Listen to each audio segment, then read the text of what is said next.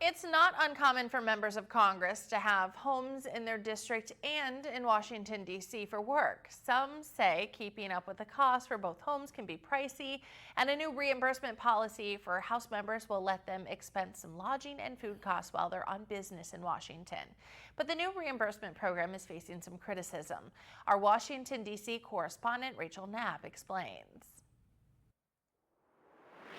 It's no secret our nation's capital is one of the most expensive areas to live in the U.S.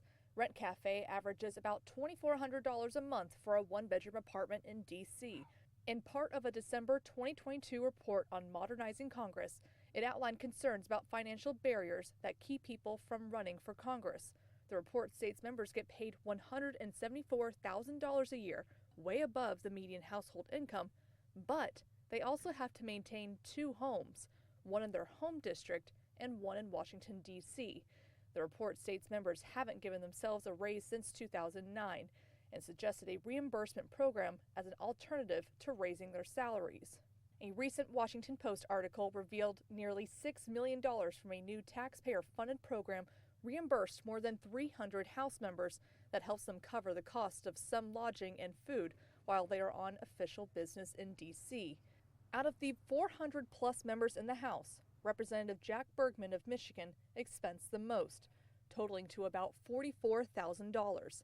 The Post calculated on average, members were reimbursed for about $18,000. But there's a catch. This reimbursement program does not require proof of receipts. Just like most of us in our jobs, if we spend money that we're looking to be reimbursed for, we have to show a receipt to show that it's a legitimate expense. That's just common sense, and Congress ought to have that too. In a database from the Post, it shows Puerto Rico's resident commissioner, Jennifer Gonzalez, expensed about $33,500.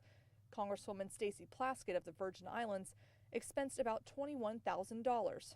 Plaskett's office sent us a statement saying in part she adheres to the member reimbursement policy in their congressional handbook and has elected to only be reimbursed for per diem lodging for the days in which Congress is in session.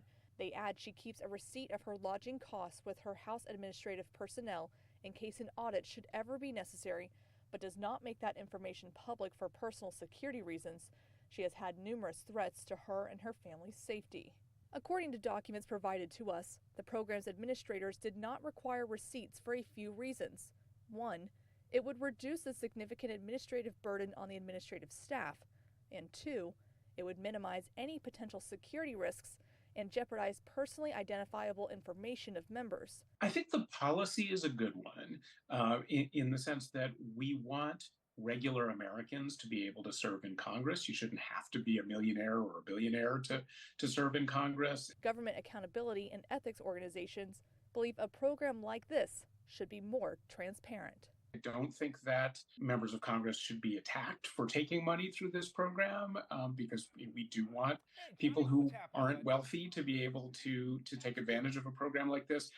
But we also have said that adjustments are appropriate, would make the program better, and would create more trust with the American people. This program does have some boundaries. If members own a home in the area, they're not allowed to use this reimbursement program to be repaid for their principal or their interest on their mortgages.